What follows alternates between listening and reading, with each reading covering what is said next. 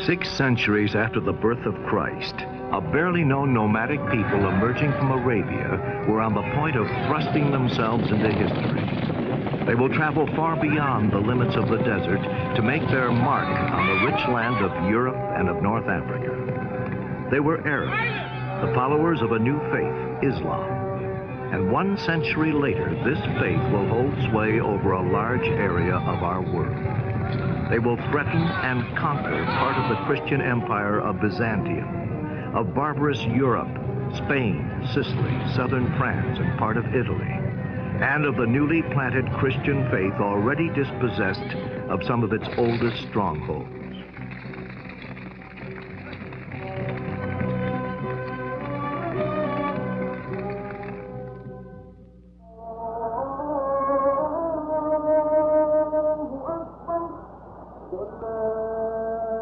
What does it mean to us? What was Islam before our time? What do we know of it today? What is this religion which our Western world, out of fear, pride, or indifference, has most often refused to acknowledge, and which it has for a long time looked at only through the distorting glass of the Crusades? What Islam says today is said by nearly 1 billion human beings who are Muslims. In Arabic, the Muslimun.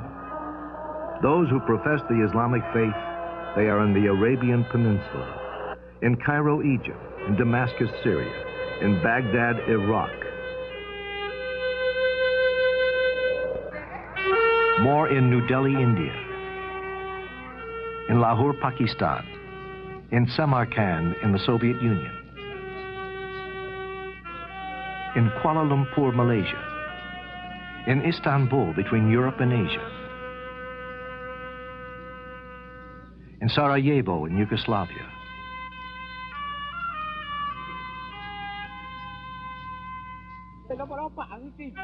and likewise in Timbuktu, in the heart of Africa, in Paris, just as they are in the modern cities of America.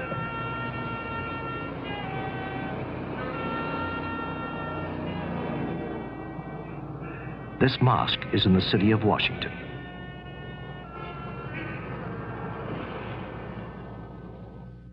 Geographically, the Muslim religion reaches over an extensive portion of the earth between the Atlantic and the Pacific.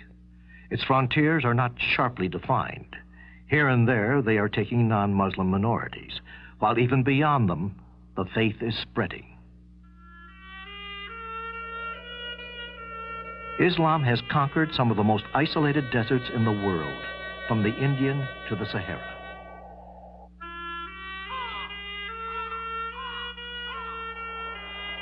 And in contrast, some of the most populous spots on our globe, the valleys of the Nile and the Ganges, and the islands of Indonesia. Muslim civilization extends from the unshaded eastern deserts to the high steppes of Iran, Afghanistan, and Central Asia. Here, Muslims call themselves Kurds, Turkomans, Kyrgyz, or Pathans, some nomadic, some settled, forming a mosaic of peoples and customs, the same varieties all the way from snows to the warm seas of Indonesia, Malaysia, and the southern Philippines. Millions of people living on faraway islands, millions more Muslims. But beyond nationality and the difference of cultures, beyond all division of politics, faith is the strong bond which links together these souls.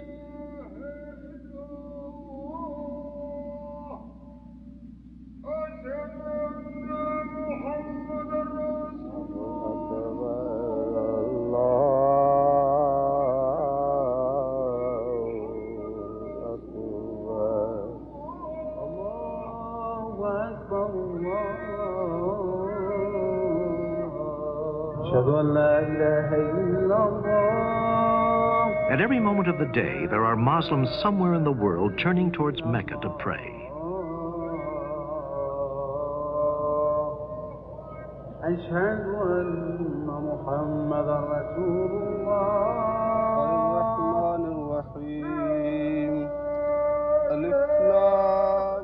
Mecca, the sacred core where pilgrims are to be found every year bearing witness to the spiritual unity, this brotherhood which knows no frontiers.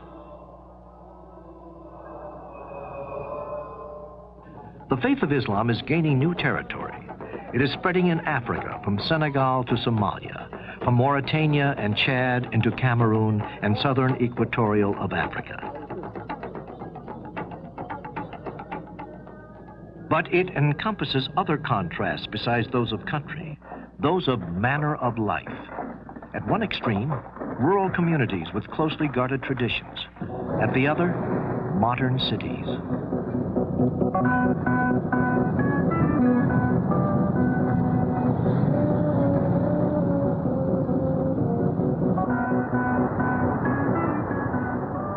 Progress.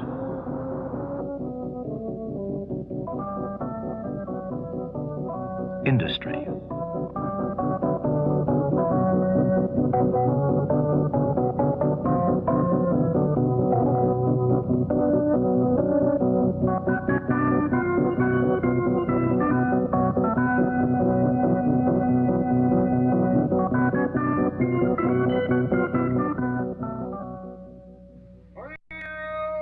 In some countries, Islam is the inspiration for every aspect of political life, as in Arabia, where the king is also the prime minister and commander-in-chief of the army, and where the sole source of the law is the Quran. Where and how God, whose prophet is Muhammad, has he revealed himself to man? Where did this civilization begin?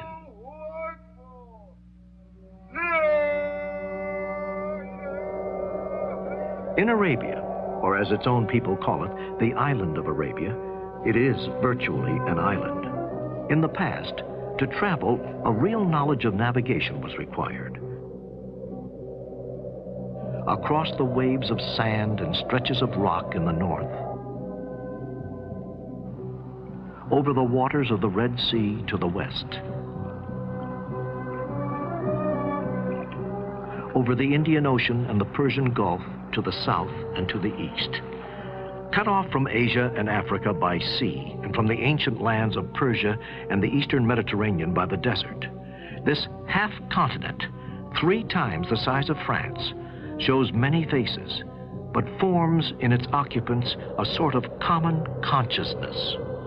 On the west, along the Red Sea, rises a frontier of mountains over a mile high. In the south and southwest, chains of yet higher mountains form the more fertile regions of Yemen and Hadramaut, sloping down in the center to the Persian Gulf, a huge desert plateau, a giant tableland.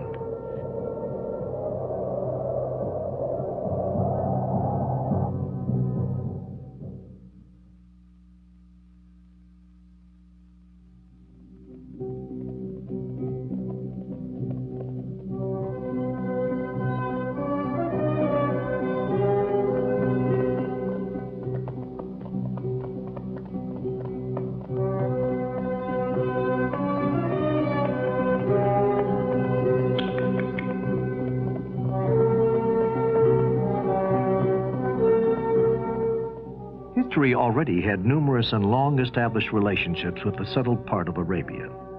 We find evidence of these contacts in the valley of the Nile. Here in Thebes in Upper Egypt, 35 centuries ago, lived Queen Hatshepsut, who sent out an expedition against what was then known as the land of Punt, situated on both sides of the mouth of the Red Sea. The story of the whole expedition is related along the walls of the Queen's tomb, the landings, the offerings, the welcoming ceremonies. In the south, close to the sources of the Nile in Ethiopia, archaeology has proved that people from southern Arabia crossed the Red Sea in the 6th or 5th century before Christ and settled here in the highlands of Ethiopia, which were in so many ways like the territories they had left. Here the Arabs established a great independent kingdom, more and more traces of which are being discovered each year. The greatest settlement of the Arab civilization in Ethiopia was at Aksum, the capital of the kingdom, which began Arab and became Ethiopian and Christian in the 16th century AD, a kingdom which was able to survive in complete isolation well beyond the year 1000. All these traces bear witness of what was certainly a great Arab civilization, which we know so little about. But it is not only stones that remind us. The memory of man as recorded in the manuscripts of Christian Ethiopia continue to describe to us the life of this Queen of Sheba, whose huge kingdom stretched along both sides of the Red Sea. She is the lady, as we are told in the biblical book of Kings, who gave a large quantity of spices and precious stones to Solomon. In craft, more imposing than these, but perhaps of the same model, the Red Sea carried men and products between Africa and Asia for many centuries. Across the sea, the trade was carried on, turning southern Arabia into a cradle of civilization.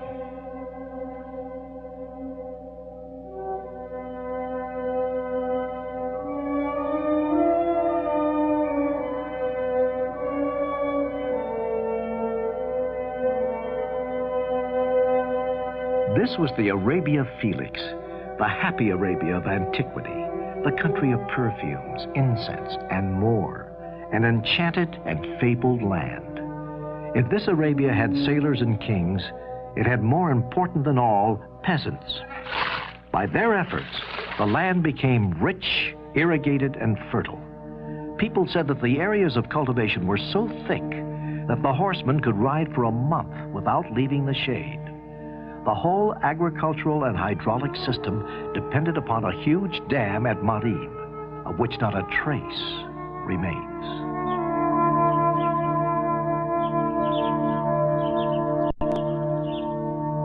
It is here at Sana'a, the capital of Yemen, that we can visualize what the towns of this old civilization were like. By themselves, these palaces of stone reveal the originality of the settled countries of the south, proud of their strength and their traditions. Here can be learned something of the golden age of the southern Arabia, before the coming of the prophet between 7th century BC and 2nd century AD. There were also fabrics, perfumes, and different woods, which the harbors, today seeming so modest, received from India and Eastern Africa.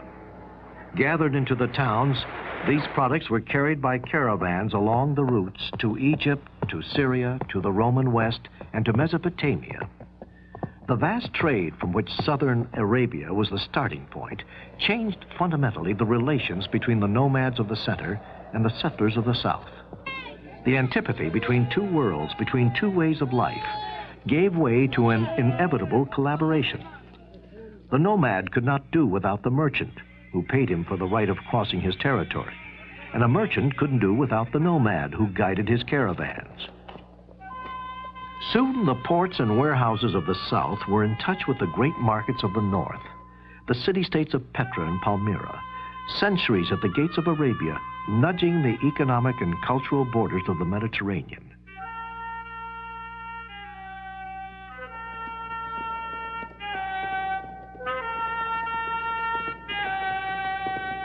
Jordan, a narrow path 12 miles long, and at the end, an enormous half-circle of cliffs.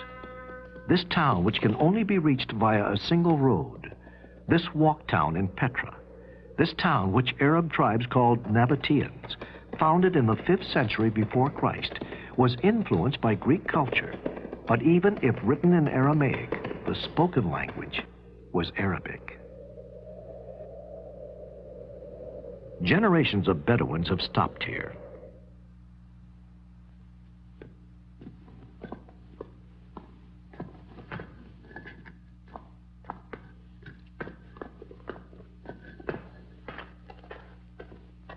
These temples, these stores, these tombs, these ruins bear witness to the busy life of a large town.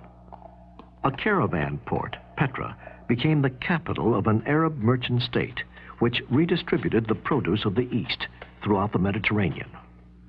Rome objected, made sure of her control over the town, and then absorbed it for good under Trajan in the 1st century of our era.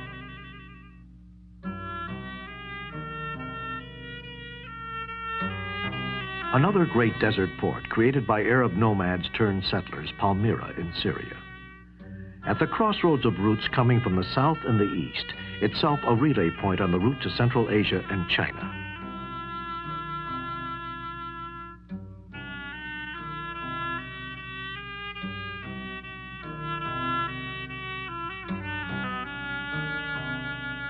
In the time of its splendor, between the 1st and 3rd century AD, Palmyra, or as it is called here, Tadmur, was governed by a local aristocracy which made it one of the great forces in the eastern Mediterranean. The history of Palmyra, which ends with Queen Zenobia, in Arabic, Zainab, is that of a merchant aristocracy which believed it could rival Rome and Persia.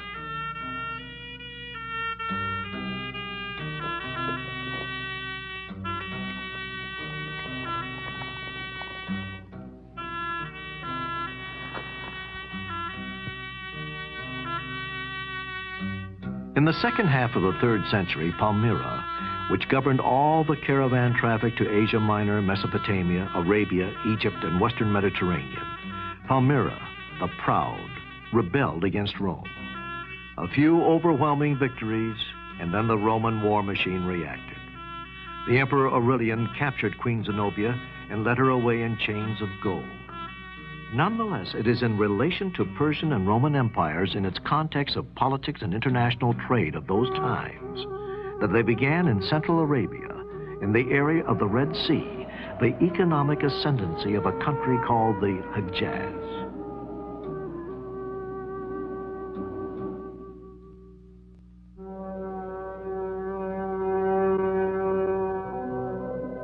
It is in the central regions, in the areas vaster than, say, all France, shaped in large part by mountains, gorgeous cliffs, and craters.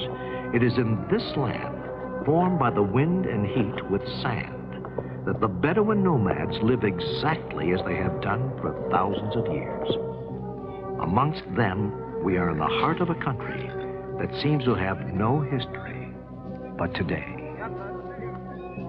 The nomad, always on the move, finds his biggest challenge in these mountains. The peaks rise very high, more than a mile in the region of Taiz in southern Arabia. But these same mountains have found favor with the Bedouin tribes, helpful in the defense of their independence. They permit them to hold on to their two means of existence, water and pasture. It has always been as it is today. The water in this desert was to be found at distances which measured by days of travel. From here to the nearest well is 2 days' journey, and sometimes you arrive there and find no water, either for yourself or for your camel.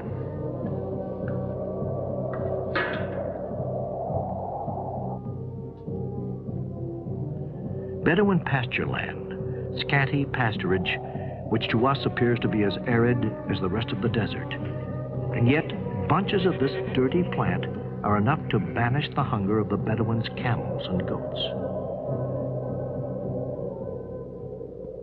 Whenever the pasture appears, the tents spring up, and thus for centuries little islands of life have arisen out of nothing in the midst of hostile environment.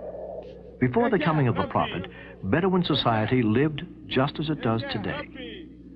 The daily life of a Bedouin family, simple, austere, patriarchal, has gone on for centuries in the shade of a tent raised on the top of a bare hill.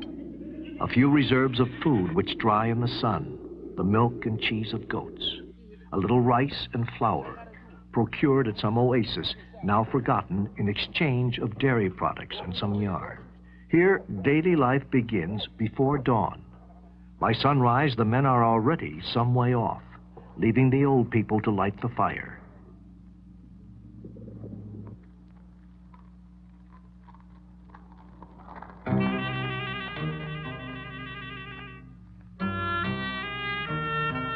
And the women to make the bread. Nomad women have always been less confined and freer than those who live at the oasis in the towns. And above all, they have had their roles as mothers in a society otherwise extremely patriarchal, for the real wealth is the children. From age of 10, children are taught to lead and guard the animals, and they say there is nothing to shape character more than this unending solitude. According to complex social attitudes and moral conventions based on the moruva, manly honor, this honor means pride in the closeness of the group, respect for the elder and the weak, generosity and forgiveness. A tribe is an association of families who trace their beginnings back to a common ancestor. Hospitality is the chief virtue. The arrival of a guest is the signal for celebration, an opportunity to show one's generosity, no matter what time of day or night.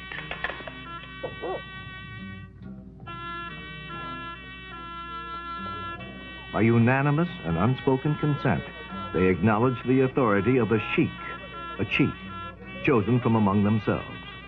The sheikh has no force at his disposal, only his moral influence and his skill in speaking for everybody in the clan can make his authority prevailing. The theme is unchanging through all the joys and struggles and great events of the people. The song exalts the glory of the tribe. This is their greatest sensitivity. Poetry serves to express the vital need of the communal life which we'll meet with throughout Islam. The group alone allows the individual to survive in a hostile environment.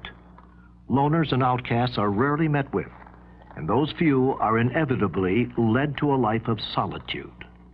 Listen to one of them, the old poet Shan Para.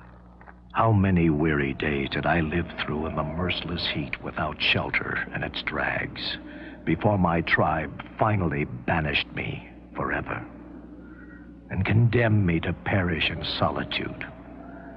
Here am I, brought down to nothing, tormented forever in the midst of the desert. Do not bury me. I do not want the sands to heap over my head. Thou, O wind, blow over me and release me from the spot of the sands. And at last, my head will be covered and my body abandoned in the field of combat. There is another aspect of the desert life. The necessity of survival in those regions where an increased dryness upsets the delicate balance of life and causes a sudden raid. The Gazo, rarely murderous against a rival tribe or against the people settled at the oasis. These oases on the fringes of the desert, where some nomads have settled to enjoy a secure way of life guaranteed by the water. It was in this region in the city of Mecca in 570 AD that a boy was born into the Bani Hashem family of the Quraysh clan. He was named Muhammad, an ordinary child like any other child. Muhammad lost his father Abdullah and his mother Amineh very early in childhood. He was raised first by his grandfather Abdul Muttalib and then by his uncle Abu Talib. It is believed that Muhammad was sent to a nomadic tribe to be raised according to his clan's tradition in the desert. Like this child, like these Bedouin children, the young orphan was carrying on responsibilities like other boys in the Bedouin tribes, looking after animals and performing other duties. Young Muhammad was looking after the animals on the hillside where two angels appeared in a golden cloud and took hold of him. With secret gestures, they reached to his chest and washed his heart from a golden goblet. This action placed in him the breath of God. Muhammad passed most of his youth here, close to the route which caravans took to carry the goods leaving Mecca for the north. The caravan traders of Mecca controlled the routes to the Mediterranean. It is believed that Muhammad, with his uncle Abu Talib, a merchant, traveled along the caravan routes to the north and to Syria. Through the years, the caravan routes from Mecca led Muhammad out of the limits of the Arabian Peninsula into the Mediterranean, where at that time not only trade was spreading, but also the great ideas were at hand, the ideas of Christianity and monotheism, the startling doctrine of one and only God. Muhammad talked to rabbis, monks, and Christian merchants and learned about Christianity and of Hebrew doctrine and of the final day of judgment. In Mohammed's time, hermits lived in caves throughout the Hejaz. Later on, Muslim tradition would say that these Arab hermits foreshadowed what was to come. They were early followers of monotheism, which would become the true religion.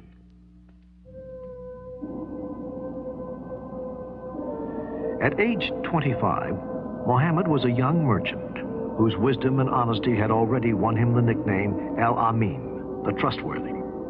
He was unlettered, but sophisticated. Khadija, a rich merchant widow, had heard of Muhammad. She asked his cooperation. Muhammad led her caravan to Syria and brought back goods to be sold in Mecca. Khadija heard admiration from the other and more experienced caravan members about him. Through a friend, Khadija proposed to marry the young Muhammad. She was 15 years older than he. Khadija became his wife. Thus Muhammad gained an important position. But wealth and business could not satisfy his concern about religions. He seeks a deeper meaning for his society and God, the concept of Allah, the one and only. Muhammad felt the need to find solitude. Often he climbed to a small cave amongst the rocks of Mount Hira, just north of Mecca, fasting and meditating in order to get close to his God.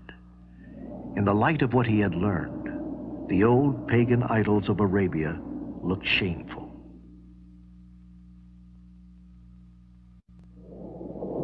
One night, in the middle of the month of Ramadan, the moment of revelation came. The archangel Gabriel appeared to Muhammad, a blinding vision of thunder and light that frightened him to his knees and said to him, "Recite." Muhammad heard the angel as commanding him 3 times, "Recite in the name of Allah, who created man from a clot, who teacheth man that which he knew not." Muhammad quietly replied, "But I do not know how to recite." Muhammad, deeply troubled, in fear and trembling at his destiny, brought himself down out of the mountain. He questioned himself. Would I be the same as one of those clairvoyants who finds lost animals? He returned home bewildered to his wife, who calmed him and was first to believe. Muhammad was to lead his people to the right path.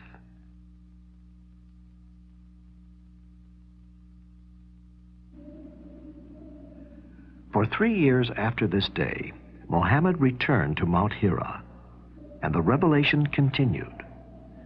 It was clear to him that the voice was a messenger of Allah, the Supreme Being, the God of Jews and Christians, the creator of everything, the creator of stars and sky, mountains and seas, moon and heaven, and man, who must appear before Allah on the day of final judgment. At the time, the Kaaba was dedicated to many gods, the chief of which were the 3-in-1, Allat, Uzza, Manat. Muhammad begins preaching to his people. Kaaba is a sacred house built by Abraham, the prophet of one God, the father of Jews, Arabs, and Christians. It must be cleansed of man-made idols. Punishment soon comes to those who have refused to hear the word of Allah. Those of you who worship these idols are pagans. A few close friends of the prophet understood this message. But more important, it went straight to the heart of the poor people, slaves, the laborers, and all the others who were humiliated by the class-conscious merchants of Mecca.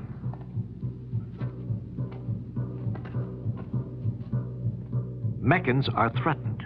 They react harshly. Muhammad has discredited their gods and called them pagans. And most of all, he has threatened their pocketbooks. Muhammad says, a moral life is a life which a man uses his wealth for a just cause, and the wealthy and powerful must give to the poor and oppressed. Man should not marry to more than 4 wives at the same time, and must treat them equally and respectfully. Women have the right to inherit property. The rich must pay taxes to the poor, and no one should lend money for profit-making. The Meccans received these messages as threatening ideas. The merchants and the rich men of Mecca, whose great source of income was the Kaaba with its old idols, were afraid to lose their benefits. They decided to plot against Muhammad.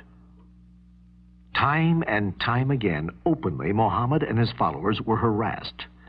Meccans were afraid to kill Muhammad because of the powerful Quraysh clan who might revenge him. But the increasing harassment had threatened Muhammad's followers. In addition to these problems, now his wife, Khadija, dies. Muhammad gathered his followers quietly and told them to leave Mecca. They went and crossed the Red Sea to Abyssinia, where the Quraysh clan had been trading for many years. This was the first Muslim community outside the Arabian Peninsula.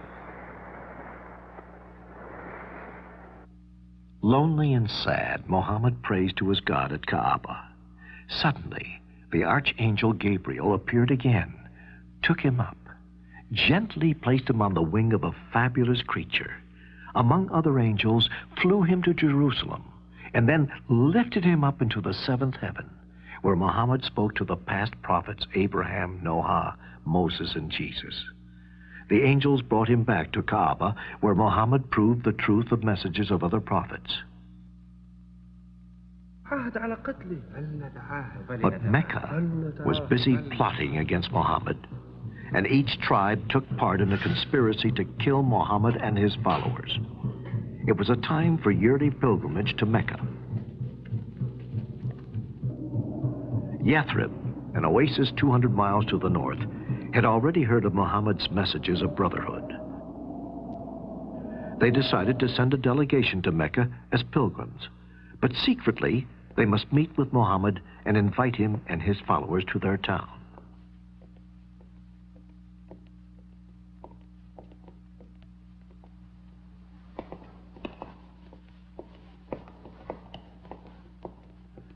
The delegation met with him secretly.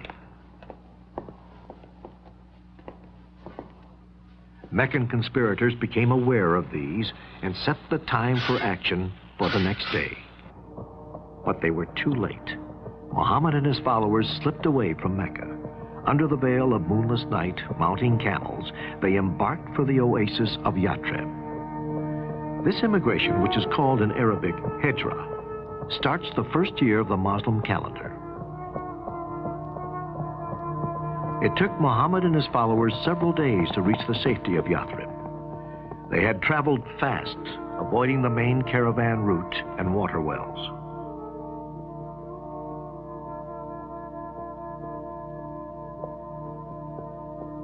People of Yathrib were alerted of his coming. A small band of Muslim converts living at the oasis were waiting for him. When Muhammad arrived there, they shouted, "He has come! He has come!" Tears staining their cheeks. They offered him their homes, but Muhammad said, "God will guide my camel to a chosen spot." His camel stopped and kneeled near a small barn. Here Muhammad, with his own hands, with help of his followers, built the world's first mosque. From then on, the oasis at Yathrib became known to the world as Medinatul Nabi, City of the Prophet, or simply Medina. Around the extraordinary personality of Muhammad, the small Muslim community began to flourish and became a political force. Muhammad marries and has children. The revelation continued and was written down. These revelations form the Quran, the Muslim holy book. Now the Quran sets the guidelines on the practical matters, such as taxes, trades, marriage, divorce, and military matters, and details how a Muslim should conduct his prayers.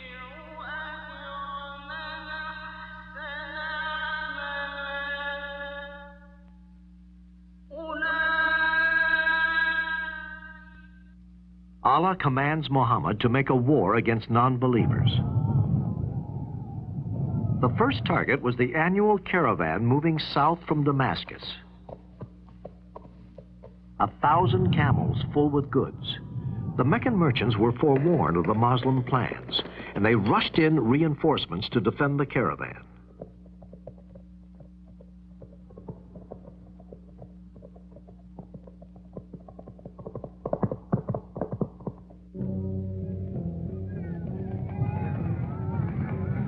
At the walls of Badr, near the Red Sea coast, they surprised Muhammad's army of 300. Muhammad shouted, "All who die today will enter paradise." Outnumbered 3-1, the Muslims fought bravely and fiercely and triumphed. A year later at Mount Uhud, near Medina, the Meccans retaliated.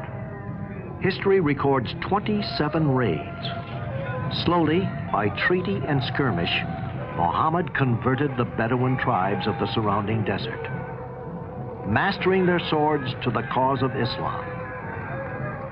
After almost 2 decades, Muhammad the Prophet re-entered his native city, Mecca, now leading an army of 10,000. Mecca was surrendered without a fight. The Prophet walked to the Kaaba, touched the black stone, and made the prescribed 7 circuits. He ordered to smash the idols.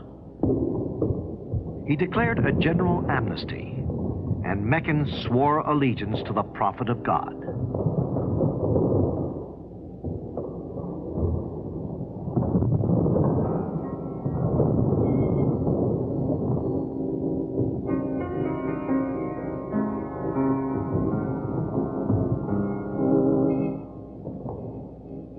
Mecca joins Islam, and Kaaba becomes the holy shrine of Islam. In respecting the Kaaba, Muhammad avoided hurting the feelings of his compatriots of Mecca. The old forms of pilgrimage were kept, but quietly changed. Within 2 years, much of Arabia was united under the banner of Islam. But the Prophet's mission was nearing its end. Back in Medina, he fell ill, weakening in each passing day. And finally, on June 8th, 632, in the arms of his favorite wife, Aisha, Muhammad whispered his last devotions, then peacefully surrendered to Allah's will. Aisha's father, Abu Bakr, gave the news of his death. "Men, may all those who knew Muhammad learn that he is dead. May all those who worship the God of Muhammad know that he is alive and immortal."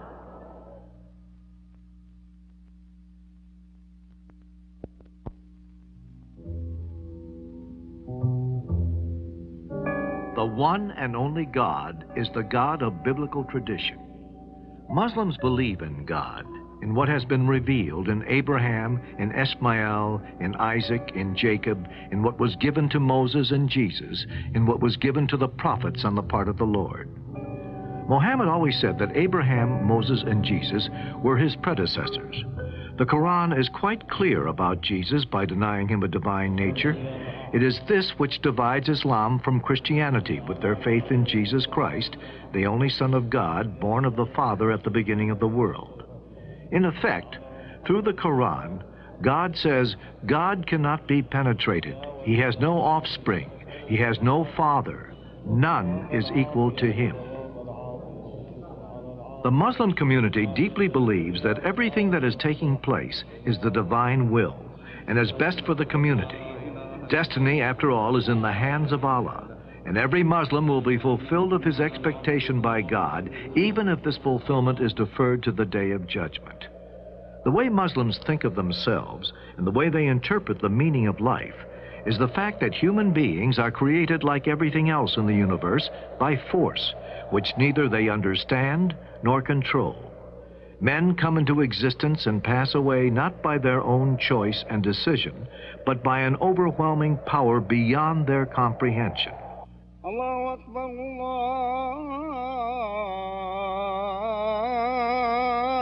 Allahu Akbar. Ashhadu an la ilaha illallah. Ashhadu an la ilaha illallah.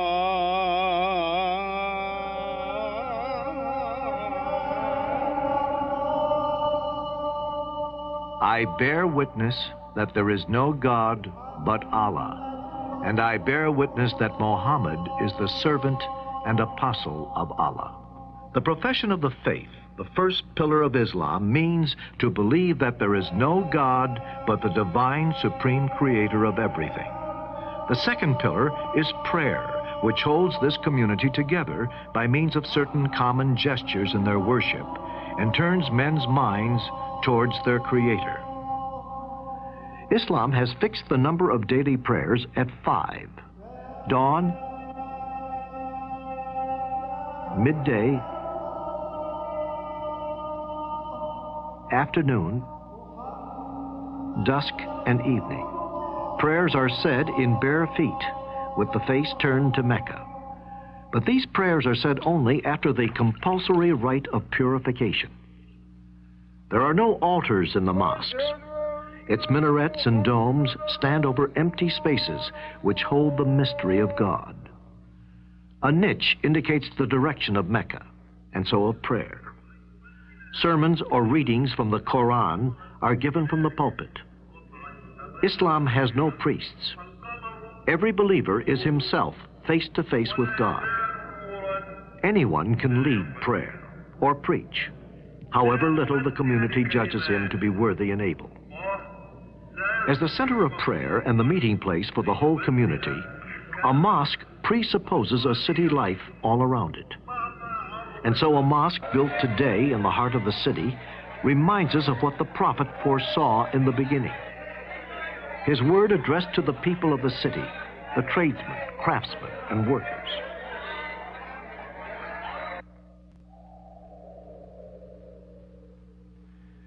The Bedouins were on the outside of this emerging Islam. The washing, which is called for before prayer, could not take place here, where it is difficult to find water.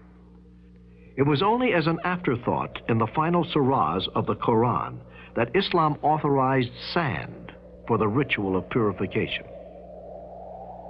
And the nomad's prayer is often solitary, and it was these same Bedouins who assured the early success of Islam.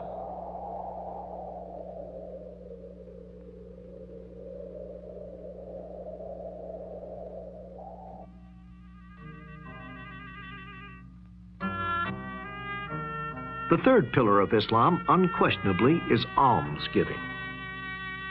O believer, give out in alms whatever is the best of your possessions. It is good to give alms by the light of day, but to give them in secret is better and brings greater forgiveness. Empty squares and empty streets. This is a town in Islam which is usually busy, but which we have arrived at during the month of Ramadan. The fourth pillar of Islam is this month of fasting, more faithfully observed than Lent in the Christian world. It requires the faithful to refrain from food and drink from dawn to dusk, in spirit of sacrifice and purification, and out of respect for this month, when the revelation came down to the earth for the first time.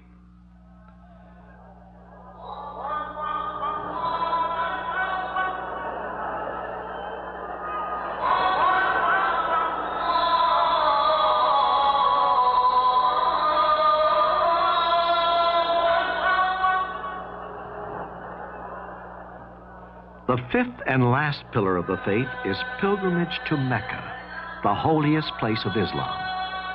Here, the sense of community reaches its highest points with a really universal dimension.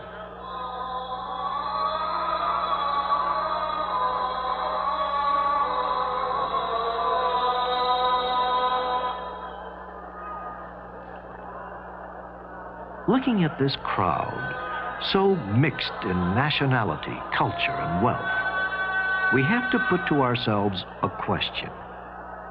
How has Islam kept this unity for 13 centuries? This belief in the soul of God, of whom Muhammad is the prophet.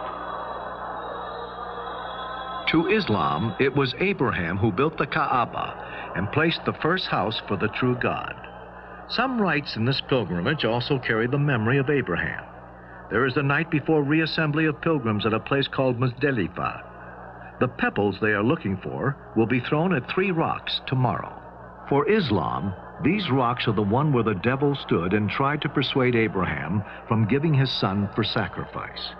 And these pebbles represent the ones Abraham threw at the devil to chase him away. Another ritual is connected with this portico, which links to hills called Safa and Marwa. The pagan Arabs made this portico the seat of mysterious natural forces. But these pilgrims we watch following the ritual of walking back and forth 7 times bring back the memory of Agar, the reputed wife of Abraham, looking for water for her son Ishmael. It was at Mecca, on this hill of Arafat, which is now one of the final points in the pilgrimage of the faithful, where Muhammad, already sick, gave his last sermon in the year 632 of the Hijra. Men, listen to my words and weigh them in your hearts. I have fulfilled what was intended for me in this life, and leave you a cause which is clear. You will take pains never to lose it, for it is the book of God and the law of his prophet. Listen to my words. Know that every Muslim is a brother to all the others. A faithful Muslim believes that the law of Islam is the essential of his religion. In Islam, law is more important even than theology. To understand Islam thoroughly, one must understand Islamic law. In Islam, the law of the Quran is virtually as important as the Quran itself. The religious law sets guidelines and governs the life of every believer. Violation of the Islamic laws is not only considered a commitment of a crime, but also is considered to be a sin. Quran sets the guidelines even in practical matters, such as trades, taxes, marriage, divorce, and military matters. In trading, for example, Quran forbids taking interest and prohibits any speculative transaction, any transaction that results in unjustified profit-making of one party.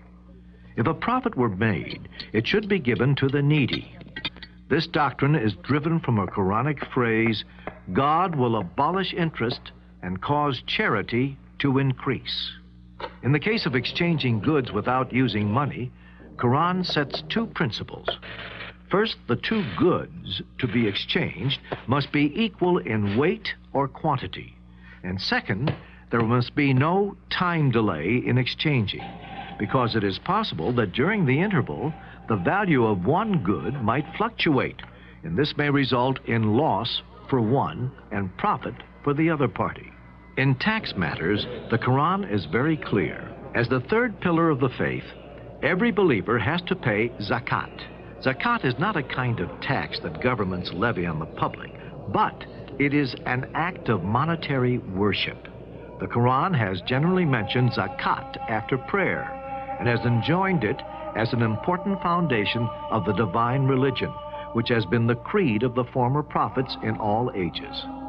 The great moral and spiritual benefits that accrue from the institution of zakat for the Muslim society and mankind at large can become possible only if the payer practices it as an act of benevolence and worship and does not regard it as a mere tax. The Quran also gives guidelines for upgrading the women's status in the society. For instance, a man is permitted to marry up to only 4 wives at the same time, but he must treat them equally, and women have the right to inherit property. In the case of divorce, Islam does not involve a complicated or a long procedure. The grounds for divorce in Islam, however, are more liberal than in the West. They are not limited to proven adultery or cruelty or long separation. The couple may apply for separation simply when they realize that they cannot live together happily for any reason. When divorce is completed, the wife has to wait a certain period of time after separation from her husband by death or divorce before she can remarry. This waiting is to determine whether she is pregnant from her ex-husband before she remarries, and thereby guard against confusion of the paternity of the child, but also to give the woman an opportunity to relax and somewhat forget her former association. The Quran also sets guidelines for alimony. A divorced husband has to pay for the full maintenance of his divorced wife for the full waiting period. This period is 4 months and 10 days for non-pregnant women, and in case of a pregnancy, until the child is born. In the case of custody of children, Islam prescribed that the mother who is not incapacitated by a mental, moral, or religious cause has the first right to custody of her child, boy or girl, until the child reaches the age of 7, when the right of custody reverts to the father. The father has to support the child until such time as he can manage by himself, if a boy, or gets married, if a girl. A girl does not have to earn her own living. Her support is the duty of her father until she marries.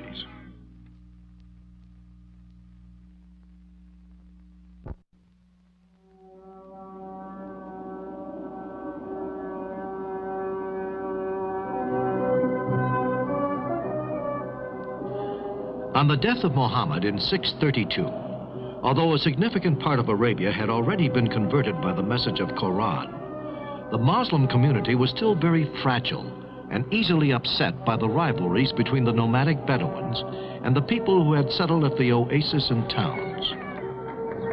There was also a quarrel between the inhabitants of Mecca, the guardians of the Kaaba, and the people of Medina, who were proud of being the first to embrace Islam as a thorough religion. At the heart of the family itself, amongst the first companions of the Prophet, ambitions were beginning to show themselves. There was a problem of a temporal spiritual succession to the Prophet. The word Caliph means successor in Arabic. Was the Caliph just a substitute chosen by the community as the most worthy and authorized only to defend and to apply the thought revealed by the Prophet? Or, on the contrary, was the Quranic message much more? An inspiration continuously renewed through descendants of the Prophet, whose successor was to be not only the leader of the community, but also the source of religious law. These two divergent attitudes of the young Islam would make themselves felt throughout its history. And yet, in spite of these antagonisms, in fact, by going beyond, the Muslims set off on a spiritual and temporal conquest of the old civilizations. Do not yield yourselves out to the infidels. Struggle against them, drawing strength from the Quran. Fight the agents of Satan. His traps are truly weak. The word of God made the inhabitants of Arabia forget their squabbles and transformed them into historical figures. The reasons for the overwhelming victories of young Islam are partially beyond our knowledge. How did the Arabs come to break out of their desert at a single stroke and abandon the life they knew as merchants, caravan followers, and shepherds? There was a sudden explosion of energy, reaching further and further in successive waves, and the conversion of the conquered country was measured by the enthusiasm of the warriors and genius of the leaders. If 20 bold men are to be found among you, they are worth 200. If you have 100, they will be worth 1,000 unbelievers. Facing the attack of a handful of ill-equipped nomads, the two great empires of Byzantium and Sassanid Persia revealed themselves as impotent. The first 4 caliphs, successors of the Prophet, were Abu Bakr, father-in-law and companion of the Prophet, who died from an illness 2 years later, then Omar, followed by Uthman, and last of all, Ali, son-in-law of the Prophet. These 3 were all murdered in dramatic circumstances. But it was in this atmosphere of tension over a period of 25 years that the Muslims became masters of the whole Arabic peninsula, capturing from Byzantium, Syria, Palestine, Egypt, installing themselves in Tripoli, landing on Cyprus, and after numerous battles, conquering the whole of Persia, advancing toward India and Central Asia. All this in 25 years.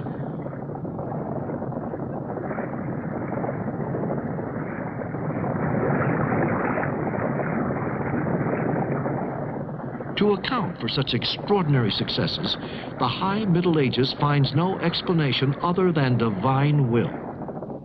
For some, the invaders were the supernatural forces of the Antichrist. For others, they were judges sent by God. Certainly, the religious element must not be underestimated.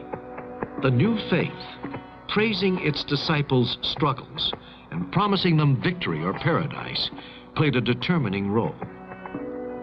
We shall grant a reward without limit to whoever fights along God's road, whether he be killed or victorious. But the rapid collapse of the Persian Empire and the Sassanid dynasty and the retreat of the Byzantine Empire is also accounted for by their own state of impotence and degradation. Here are the ruins of a Byzantine city. If such mighty walls were overcome, and if so many monuments like these were smashed down, it was because the advancing Arabs sometimes found only shadows defying them. The empires against which the turbulent young Arab armies of Islam measured themselves concealed behind their facades of power the far advanced weakness of a very sick body, undermined by social inequalities and religious squabbles, and these were made worse by the authoritarianism of its princes. Moreover, these two great empires had been exhausting themselves in skirmishes and wars for many generations, capturing and recapturing the provinces which Islam was about to take for good. The local populations were very quick to greet the newcomers as representatives of a more just society. For the peasants of Iran, oppressed by the Sassanid aristocracy, as well as for the common man of Asia Minor and Mediterranean Africa, harassed by the vicious taxes of Byzantium, Islam meant a relief after centuries of misery and exploitation. By the grace of God, you have become our brothers, while you were once our enemies. May you form a community with us. Poor man speaking to poor man. They recognized each other and understood each other, having already been acquainted since the time when the Arab shepherd, caravan driver, or merchant had lingered on the outskirts of the cities. Nonetheless, during the final years of the first period of conquest, Islam went through a particularly dramatic crisis, which left scars behind which could be seen for centuries to mar unity. After the murder of the third Caliph of Islam, Uthman, in his home at Medina, 656, Ali, cousin and son-in-law of the Prophet, found himself inheriting the Prophet's mentors. Although Ali was easily able to defeat partisans, encouraged by Aisha, one of the Prophet's widows, at the so-called Battle of the Camel, he was obliged to come to understanding with the head of the Umayyad clan from Mecca, who was the Arab governor of Syria and Egypt. They later took over the caliphate after the murder of Ali in 660 and introduced the dynastic principle into the succession of the Prophet.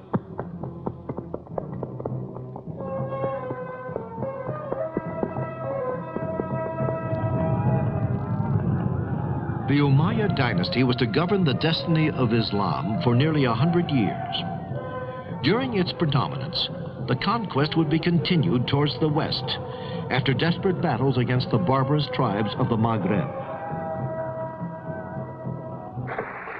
The Arabs reached the Atlantic Ocean and experienced perhaps the same torments and desire as the conqueror Uqba ibn Nafi. When he arrived there, after galloping across Libya, he urged his horse into the waves and cried, "My God, I call upon you to witness that if there were a way through here, I would also cross this sea." From Morocco, with the help from the Berbers, the armies of Islam crossed into Spain, and from there they penetrated into the valley of Rhone and as far as Poitiers in 732. In the east, the armies crossed the Hindus, and in the north, got beyond Samarkand. These conquests marked the end of the first period of impetuous expansion. From then onwards, Islam set about the organization of the conquered territory. The Umayyad caliphs moved the political capital from Medina in Arabia to Damascus in Syria, and came to a decisive stage in the meeting of Arabia and Islam with the old cultures of Mediterranean. For the first time, two words extending from the mouth of the Hindus to Spain found themselves united under the same authority, fused in the same economic community, dedicated to the same culture.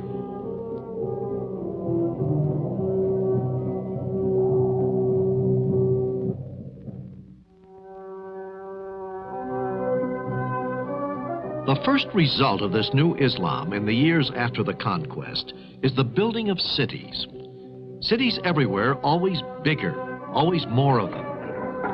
The Muslims from Arabia, at the end of their long gallop across the desert, set up miles of stone. With these men, the old cities took on new life, and new cities arose on the earth, either replacing ancient capitals fallen into ruin, or growing up where there was nothing before, to create new and important centers of Islam's trade and defense.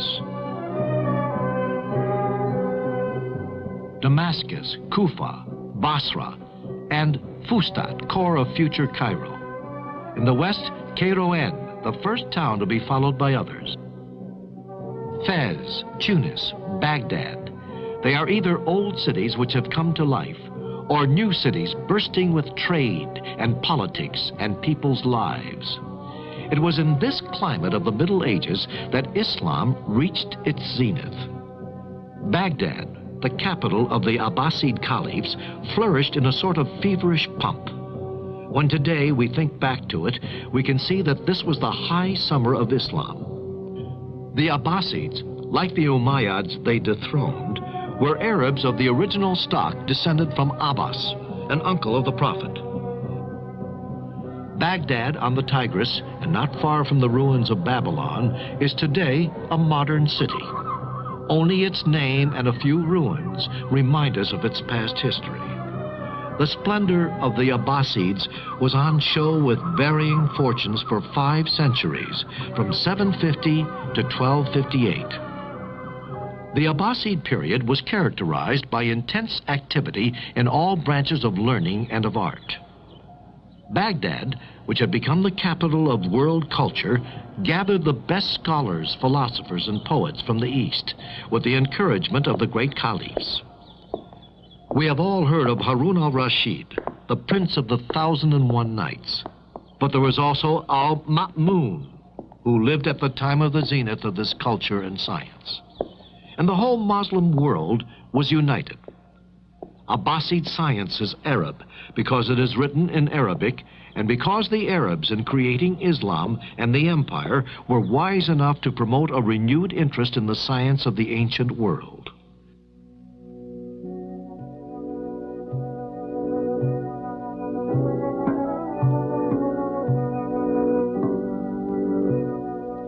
A symbol of these great assemblies is the Treaty of the Fixed Stars by the great astronomer and mathematician Khwarizmi, an Arabized Persian who lived in the 9th century.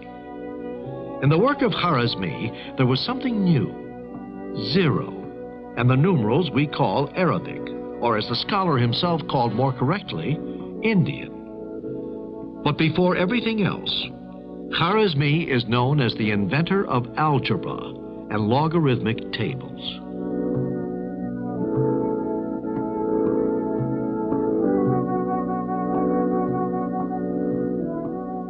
Maps of the heavens stand opposite those of the earth. They are drawn up to show the trade routes and to point out the way to provincial officials who are returning to their posts. But they were also drawn from sheer scientific curiosity. Muslim geographers determined the length and the degree on our globe and took pains to correct Ptolemy's map. Here is a map of the Mediterranean with Italy and Sicily, drawn by Idrisi, a geographer of the 12th century. The south is at the top, and it is only by turning it upside down that we can discover the features we are familiar with today. This is the University of Kuwait, Above the entrance are the words from the Quran. O Lord, may our knowledge increase. All Muslim universities, from the most modern to oldest and most glorious, keep fresh the memory of the great discoveries in science, in philosophy of the medieval Arab world. Not one student or teacher can forget that glorious moment in the Muslim history, when to be a Muslim meant to belong to the most advanced scientific, cultural, and technological society known to man. The West was able to profit best from the scientific discoveries of the Arab scholars. They were discoveries which revolutionized every aspect of science, from optics to chemistry, from mathematics to medicine and mechanics. So they were practical discoveries, also needed for the correct solution for technological problems. The Muslim world, for example, was a past master in manufacture of the complicated clocks and of gears of all sorts moved by the force of water or wind. Indeed, the windmills, which you can still see in the Mediterranean basin, from Spain all the way to Greece and Turkey, have probably come down to us from the high plateaus of Iran or of Tibet by way of the Muslims. From Spain and Sicily, Arab thought, either theoretical or practical, soon won over a Europe which was very far from reaching a similar level of culture.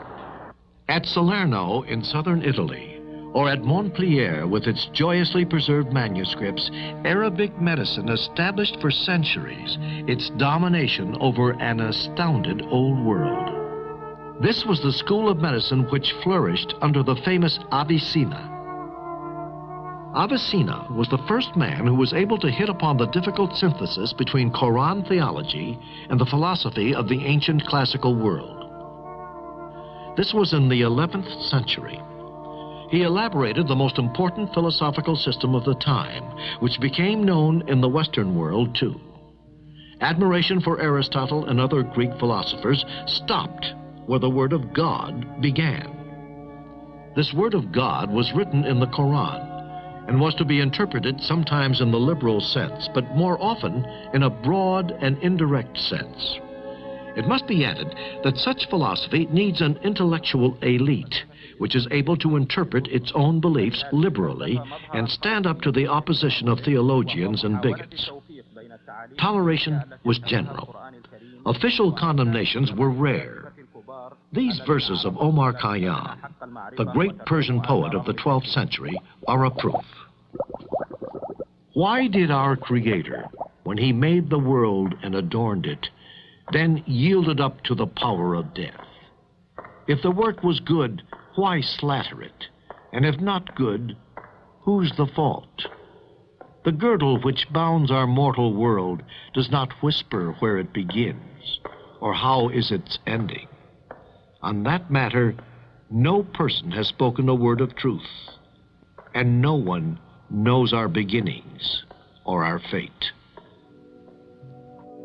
These ideas, which would have led directly to the stake in Europe, arose from the ancient cultures, reawakened and invigorated by Islam. Islam did not only produce universal scholars like Avicenna or Al-Biruni, it contributed greatly to the flowering of Muslim figurative art, architecture, decoration, and painting.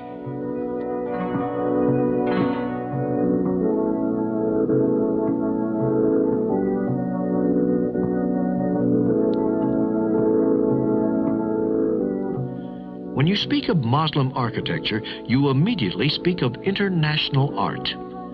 This architecture arose in the same way from Islam's meeting with the old civilizations which surround her, most of all, Persia and Byzantium. The Arabs found a way to assimilate this new world, which was emerging as the result of new needs of the faith and community life. And they made of it something until then unknown. The greatest invention of Muslim architecture was the mosque, the aesthetic value of which is based on three essential elements: courtyard, dome, and minaret. The relationship between the vertical minaret, the horizontal body of the mosque, and spherical dome suggested different and original interpretations of the Muslim artists, depending on the places and times they lived in.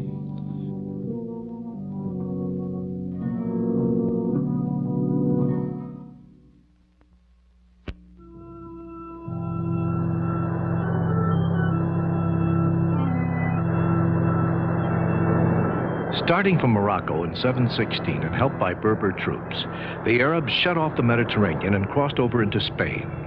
They were commanded by Tariq ibn Ziyad, whose story gave a name to a giant rock, Jabal Tariq, which became Gibraltar to our ears. Undermined by rebellions and dynastic squabbles, Spain broke apart. For a time, the Muslims were even across the Pyrenees in the south of France near Marseille.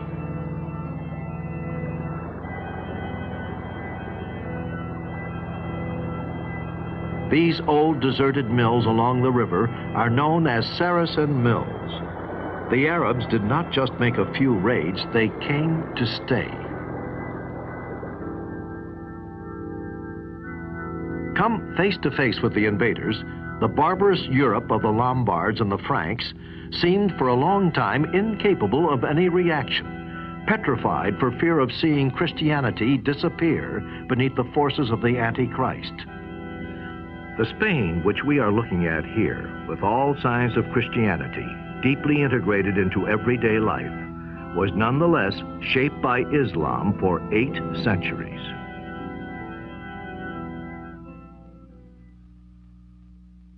The conquest was easy.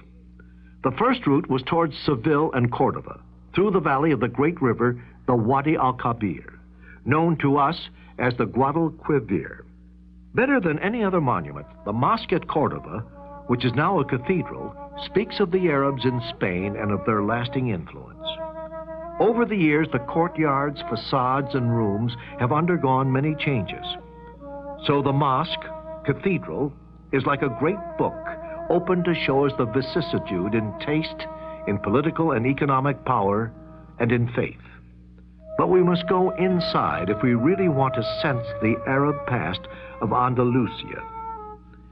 Built in the 8th century by a descendant of the Umayyads of Syria, the Amir Abd ar-Rahman, the mosque was continuously enlarged and decorated by his successors. In these double arches, rising from the columns and tracing up 2 different curves, you can see a symbol of the union of the arts of the West and the East, brought together to contemplate the mystery of God. This Muslim Spain was called by the Arabs Andalusia, Al-Andalus, an Arabic reference to the Vandals who lived in Spain. The Tower of Giralda in Seville was one of the greatest glories of Muslim Spain, and also signaled the beginning of her decline.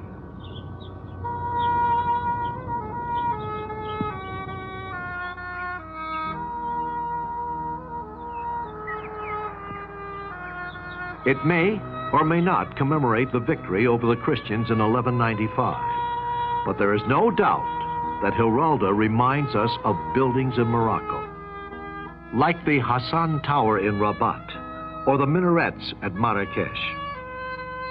And it was from Morocco that the warriors set out who were summoned to defend Muslim power in Spain against the Christian kings of the north, who at the beginning of the 11th century had undertaken the reconquest of the peninsula. This was the time of decision. The warriors from North Africa returned, but not only to defend Islam and fight the Christians. They came too to bring Spain back to the right path. They believed she had become decadent and forgetful of the Prophet's teachings. In 2 waves, one from Western Sahara and one from Atlas Mountains in Morocco, these Muslims overran North Africa and Spain in the 11th century, backing up the earlier Arab victories. But Spain had changed. She was no longer a country and had become a province governed from Morocco. Rabat. Here was to rise the greatest mosque in the world, the mosque of an empire which wanted to unite North Africa and reconquer Spain. The culture of Arab Spain had reached a very high level. From this period dated the careers of the saints and scholars known throughout the world.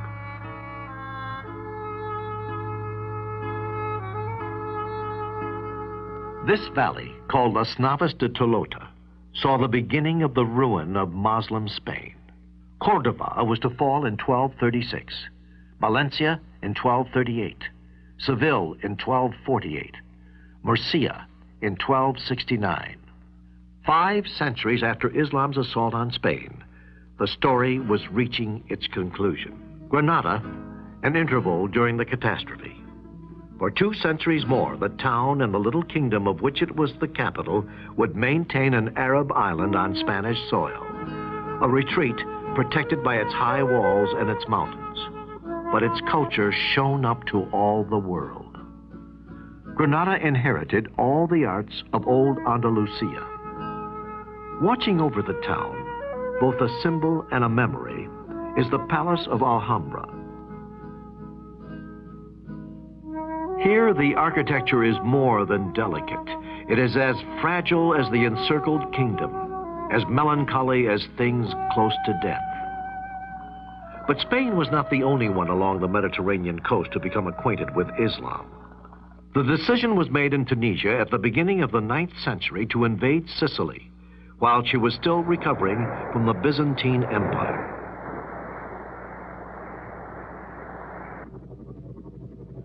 The expedition was set out.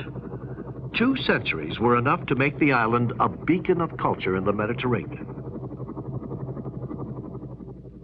Palermo, the capital of the island, and one of the greatest cities of the Arab world, seems to the eyes of the surprised visitors to be hidden beneath her palms and orange trees, while her palaces and mosques towered over them. For many years in Arab history, the name of Sicily conquered, enriched, and then lost. The palaces of Christian Normans had Arabic names and decorations. These rich homes, retreats, cloisters, and churches all indicate the attraction of the Eastern arts for the conquerors. Here, Norman culture flourished and took over the best of the Arab tradition: language, design, institutions, poetry, court ceremonial, and the art of living. Facing Islam in Spain and Sicily was the Christian West, a West which accepted Muslim culture but remained closed to any significant contact. In this time of chivalry in the high Middle Ages, the idea of the Crusades for the freeing of the Holy Land was born. Pope Urban II declared the Holy War against Islam, and the goal was the invasion of Jerusalem. The First Crusade was in 1095. The Abbasid Caliph of Baghdad and their rivals, the Fatimids of Cairo, opposed only weakly the advance of the Crusaders, or as they were known in the East, the Franks. The Crusaders besieged Jerusalem, took it, and celebrated their victory with an appalling bloodbath. In these places, which represented power and fear, the Christian knights lived for 2 centuries. Frankish castles in Lebanon, Palestine, Syria, Tripoli, Said, and so many more erected on the plain or on the river bank. In 1396, the largest Christian army of 100,000 men were defeated by the Ottoman Turks. Although a disaster for the West, the Crusades had at least one merit. They dismissed all preconceived notions about Saracens and introduced them as men of flesh and blood, and showed their preoccupation, like their enemies in the West, with problems of politics, trade, and daily life. In spite of all these conflicts recorded in history, wherever Islam set foot, their treatment of other religions and faith showed great toleration. Each faith was free to follow its own belief.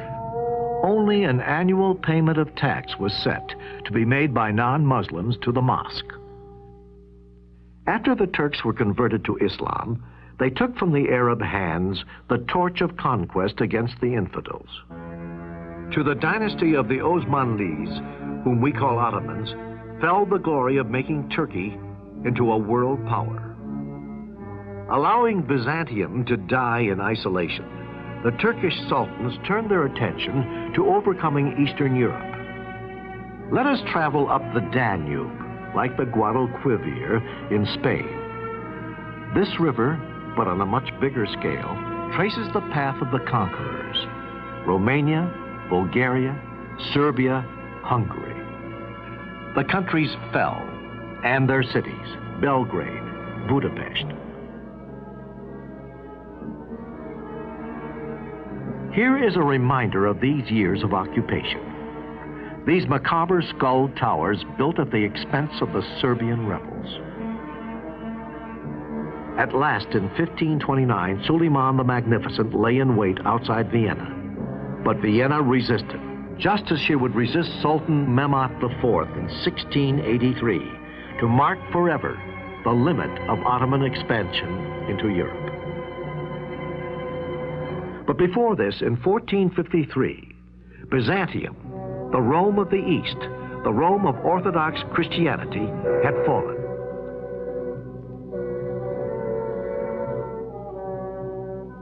The violence of the conquest has been forgotten.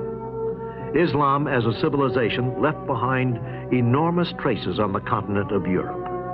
For several centuries, the different faiths have mingled, bringing about the peaceful relationships which are the only ones that can ensure the peace of the world.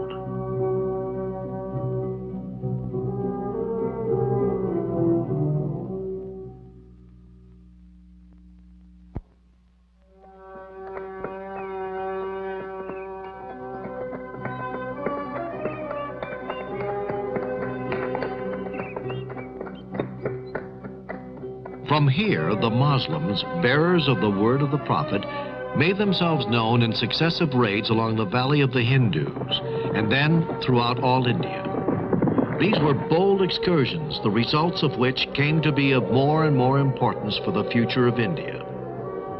On the high plateau of Afghanistan, which is battered by the winds, they built triumphal towers.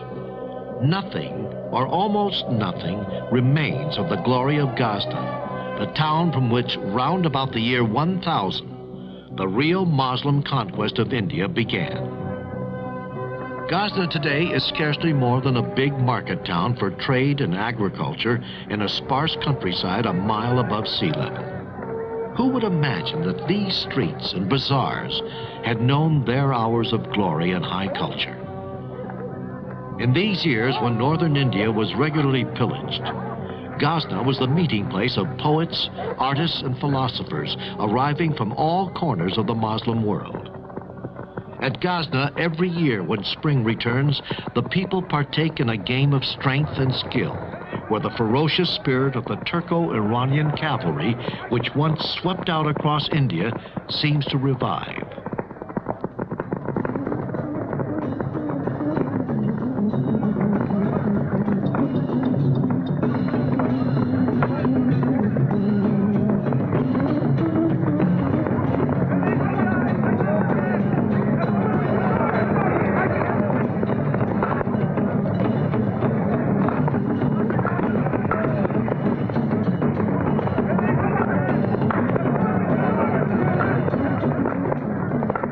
Persia, after the Muslim conquest of the 7th century, took great pains not to break with its past. On the contrary, she jealously guarded it, enriched it, and absorbed it into Muslim civilization. Soon she would be able to win over the courts of the Turkish countries and northern India to her culture.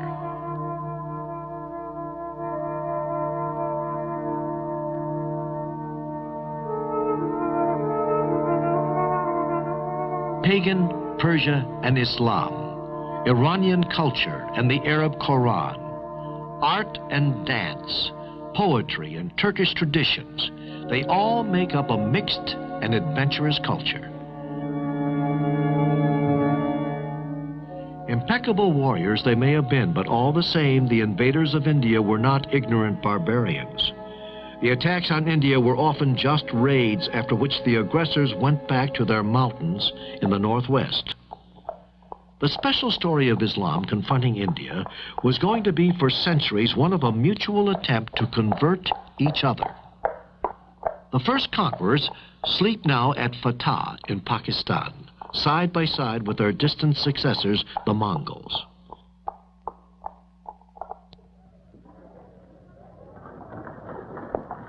There are more than 200 million Muslims in Pakistan and India today. Hindus were converted to Islam in great numbers because they were fascinated by the message of the new faith, which offered them an ideal based on the concept of absolute unity of God.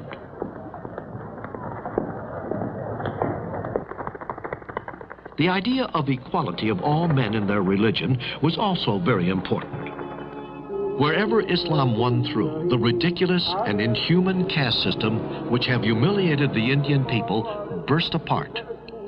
Except for the northwest and the northeast, which were to become Pakistan, and where there were many conversions, Islam recruited principally from the middle classes, which had everything to gain from a strong and immense empire: craftsmen, merchants, and scribes. Below them, the world of the peasants remained unchangeable, poor and fanatically attached to its Hinduism.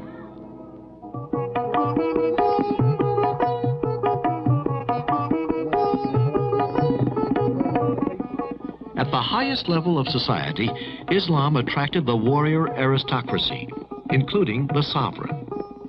At Lahore, at Delhi, everywhere the mosques bring together extraordinary diversified Islam. Persians, Turks, Afghans, Indians from the south, from Bihar, from Bengal, from Deccan. Everywhere in the northern plains and in the heart of the continent, luxury and art took form in stone, and the great names rushed to our minds. Hyderabad, where the Nizam ruled, the richest man of the world. The story of relationship between the two communities, Hindu and Muslim, is extremely complex and comes right down to the present-day split between India and Pakistan. Once the shock of the conquest was over, the Hindus converted to Islam did not feel themselves so far away from their compatriots who had remained Hindus, for they kept their culture and family traditions. So they became a very useful core which could understand and help both outlooks. This is Ajmer, a sacred place of Muslim India, where the pilgrims come to visit the tomb of Chishti, one of those missionaries who did so much for the spreading of Islam among the Indian masses. The enormous influence of these missionaries and the quiet impact they made on millions of people played perhaps a more important part than the military conquest which conventional history so often stresses.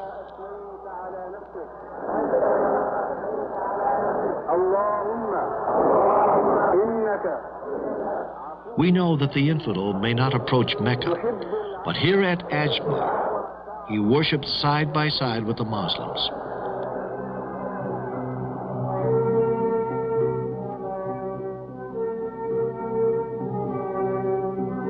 The starting points of the trade routes to the Far East were the coasts of Malabar and further to the west, southern Arabia, the Red Sea, and the Persian Gulf. Islam's ships followed the monsoon routes and looked very like the ones in use today. From such dockyards as these, the brave sailors had sailed as agents of a far-reaching trade and as missionaries of their faith. Their memories embody forever in the Sinbad of the 1001 Nights. The roots of this trade and its gospel talk may be summed up like this. From Aden and Muscat, which were ports on the Red Sea and the Persian Gulf, to the coast of India in Gujarat, Malabar, and Coromandel. Then down towards Ceylon and the Malacca Peninsula.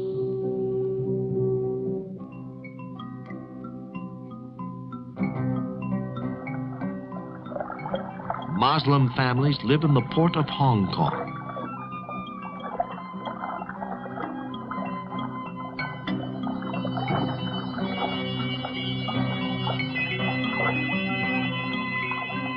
There are perhaps 20 million Muslims in China. Some came into contact with the maritime trade. Others in the north and interior were affected by Islam ventures into Central Asia, or by the merchants on the Silk Route.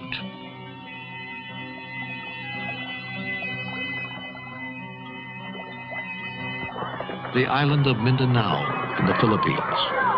On the edge of the forest is a little mosque made out of wood and stone, very much worshipped.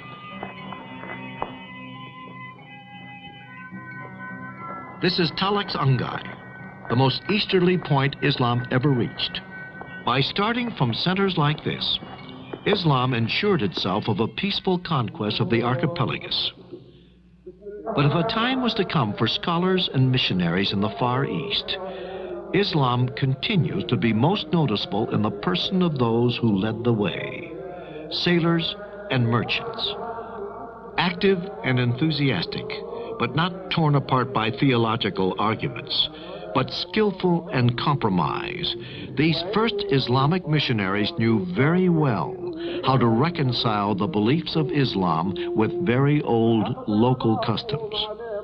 Their success in business had taught them about people.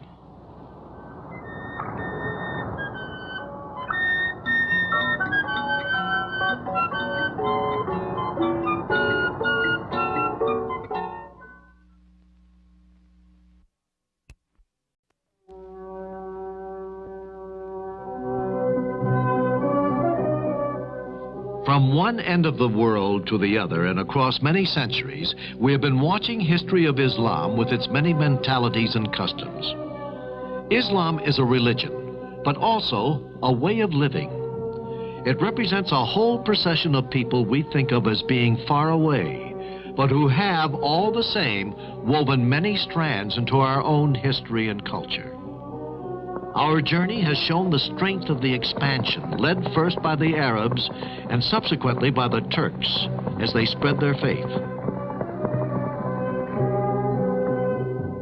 The luxury of the courts contrasted with austerity of the desert. There was power of the empires, the vitality of trade, the buzz of city life. Cordoba, Samarra, Istanbul, Mongol India, and hundreds of other reminders had shown us the magnificence of an art and civilization which were so often far in advance of the rest of the world. So now there are two questions.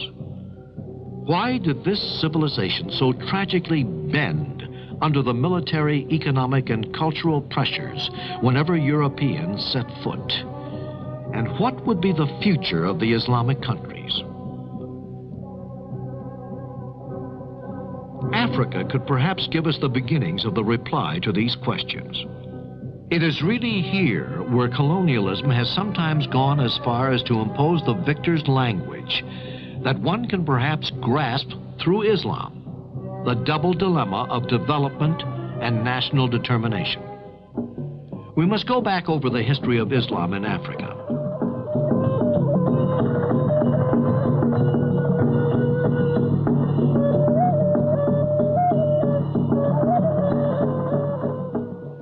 Aside from the north of Africa, the great route of Muslim penetration was in the east, where Islam is doing no more than continuing a story which has been going on for a long time along the Indian Ocean and towards the Upper Nile.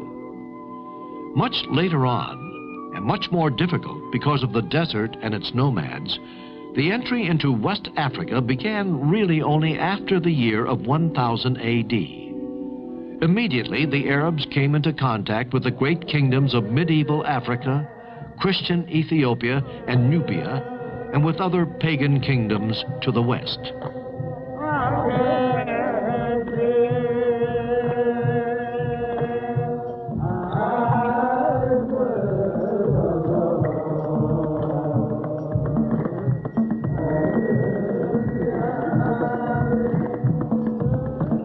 In Western Africa, on the other hand, they had complete success. In 1706, against the capital of Ghana. Then came the turn of a new empire to the east of Ghana, much more open to the influences of Islam, the Empire of Mali.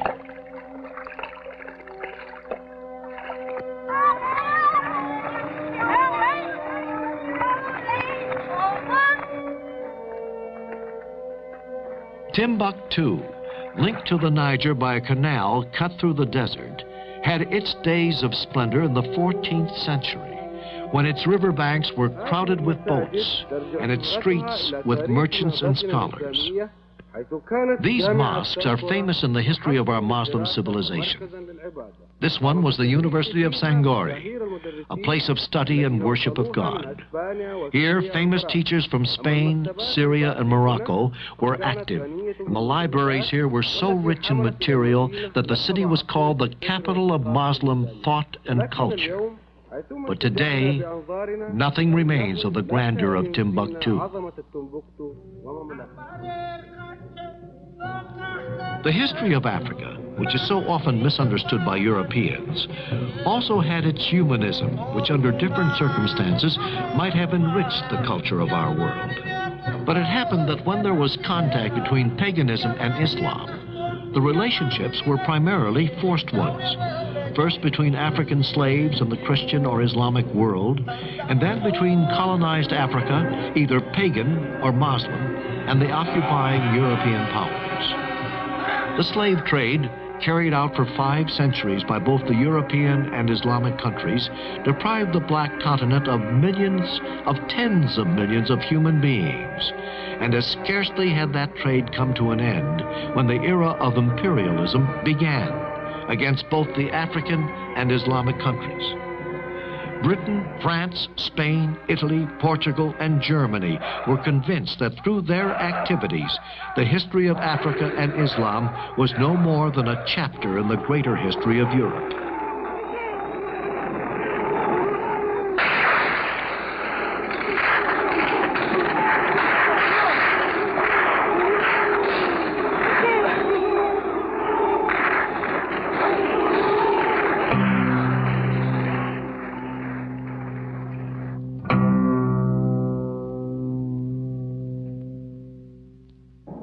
So Africa today, aware of its own history, faces the dilemma of foreign intervention.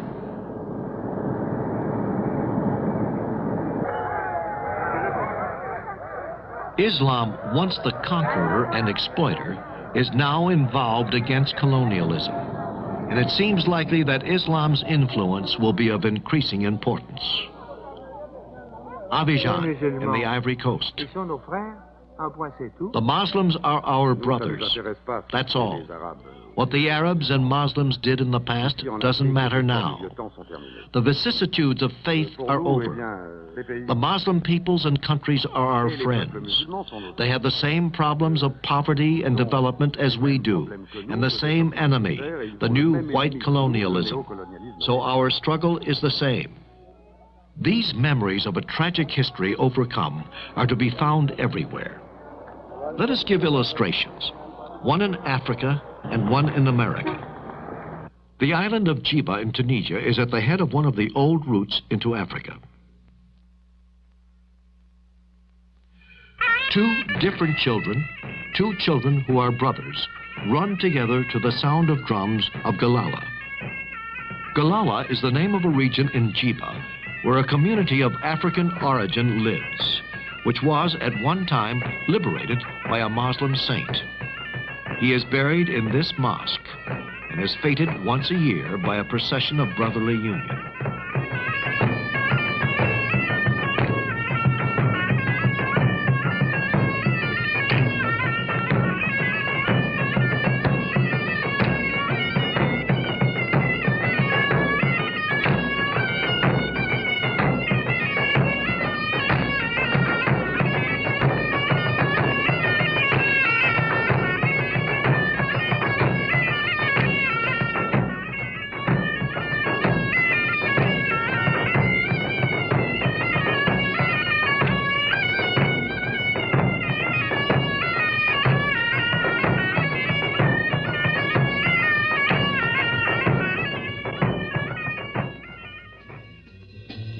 In America, a sect of black Muslims have been created of the descendants of former slaves.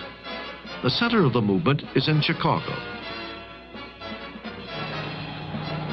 The message of Islam is spread through all the black community by the weekly papers. American Muslims have farms and greeneries which supply supermarkets with good natural food anyone can want. The thing you couldn't find in these modern places would be alcohol and poker cards, which, as we know, are contrary to their religious beliefs. These initiatives, springing a real dignity, have allowed the black Muslims to see the number in their community grow all the time. Following the routes of conquest and trade, Islam has continued to penetrate the African continent. We Muslim traders stop in villages and little towns where we win respect and friendship. We try to give an example of dignity and to demonstrate clearly, by means of an orderly and respectable life, that to be a Muslim is reason to be proud, whether you are facing Europeans or Africans not yet converted. Once upon a time, the missionary traders were Arabs. Now we are all of us Africans. So the job is still easier. Brothers understand each other better. And in fact, today, Muslims represent 40% of the cities of black Africa.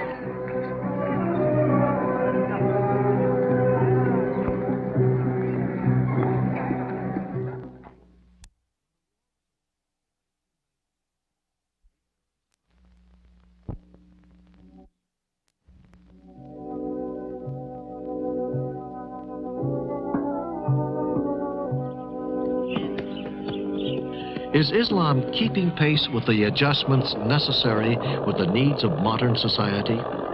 All the third world is asking this question.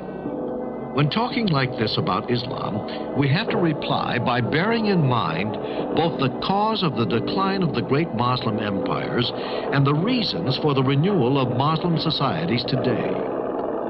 The crisis began towards the end of the Middle Ages. The rhythm of city life was slowing down.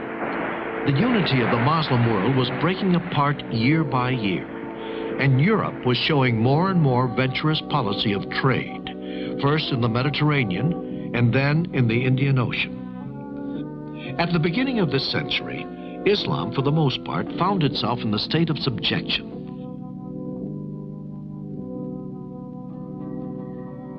After taking a back seat in the world's history, Islam today is free after struggles which took various forms. The impetus to independence and the form it took depended in fact on the type of colonial domination and on the degree of culture and economic development. But everywhere the battle for liberty went on in the name of national identity, sometimes with the added weight of Islam. And this nationalism very often took the form of holding up before the foreign power the very principles which she preached herself: liberty, equality, the right of the people to determine their own way of life, their own culture, and the use of their own resources.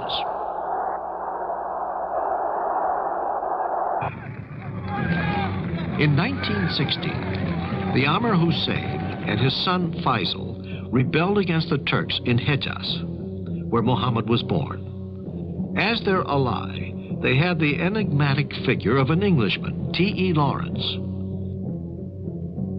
When the war was over in 1919, the Arabs found themselves disappointed in their hopes. France and Britain divided up the remains of the Ottoman Empire. Then the people themselves, so long prepared and ready for their liberty, took over from the princes. The Second World War set the movement going. Lebanon and Syria were free in 1946, Libya in 1950. Iraq and Egypt, which had had independence at least on paper, achieved it finally after the war. In 1956, Tunisia, Morocco, and the Sudan became independent. In 1962, Algeria was at last quite free after 8 years of war. Islam has played varying roles in the formation of these new states. Sometimes considered as the symbol of the out-of-date past, perhaps, but more often providing the banner for reform, or even for rebellion.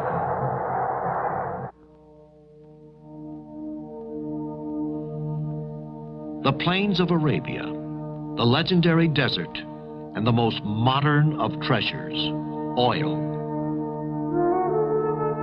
Kuwait, Bahrain, Saudi Arabia, but also Iraq, Iran, Libya, Algeria. These countries alone provide 60% of the world's oil. This fantastic and sudden wealth bursting through in countries with a very traditional society has completely upset the way of life which has remained unchanged for centuries. These walls were the city limits of Kuwait, our city, a typical small Arab town, then center of a modest caravan trade until the Second World War. This was the gate into the city. Beyond here is the Kuwait of today. Walls and gates have been preserved to remind us of the past. But today, new buildings, squares, and streets surround these remains on all sides. If our ancestors return, they would think they were dreaming. But the spirit of the old world hasn't disappeared with the same speed of the alleyways and bazaars have. The souls of men need more time to change than is required to change things. The ancient Bedouin mentality, with its values and its patriarchal sense about human relationships, has left marked traces right on the heart of the cities. And the fabulous palaces are perhaps only a new framework for rebuilding structures inherited from the past. This falling in with the needs of the 20th century, or its myth, perhaps is clear. And it's on this territory that Islam has to win its next struggle. Labor, factories, timetables, work shared, new relationships between men arise from this modern life and its battles, and it develops a new awareness of their destiny.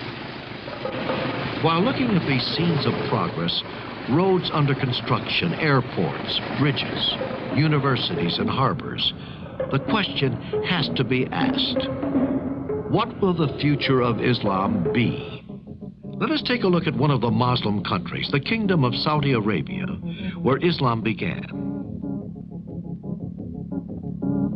New schools, colleges, and universities teach the young Muslim generation modern techniques within the frame of Islamic principles.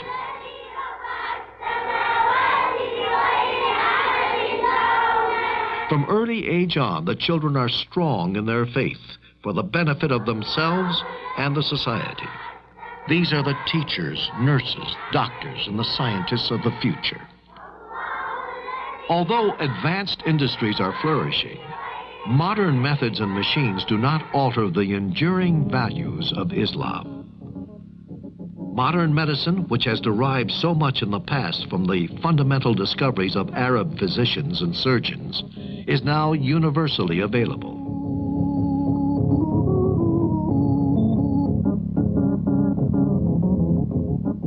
The desert is turning green and bearing fruit through modern systems of irrigation and artificial fertilizers.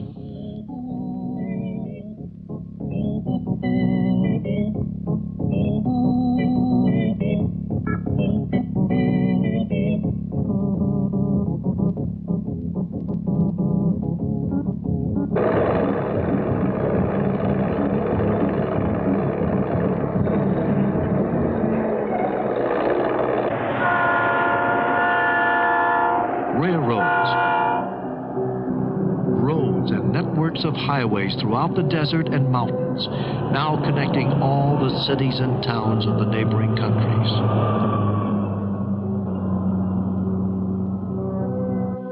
Telecommunication has come a long way since the 20s. Now Muslim countries are linked by radio, telegraph, telex, telephone, and television.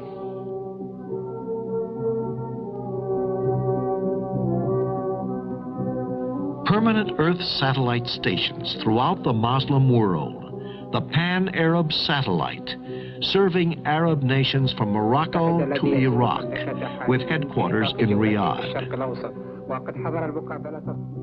This is the headquarters of Saudia, the airline of the Kingdom of Saudi Arabia in Jeddah, the nerve center of the entire organization, with ticketing and reservation section and sophisticated computer system for day-to-day business and long-term planning, countrywide and beyond.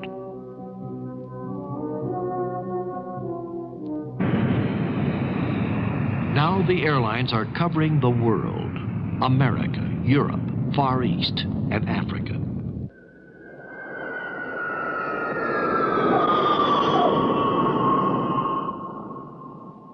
One thing is certain.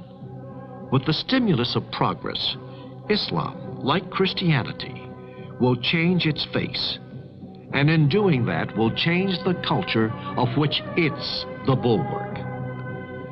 But it is not only the universities.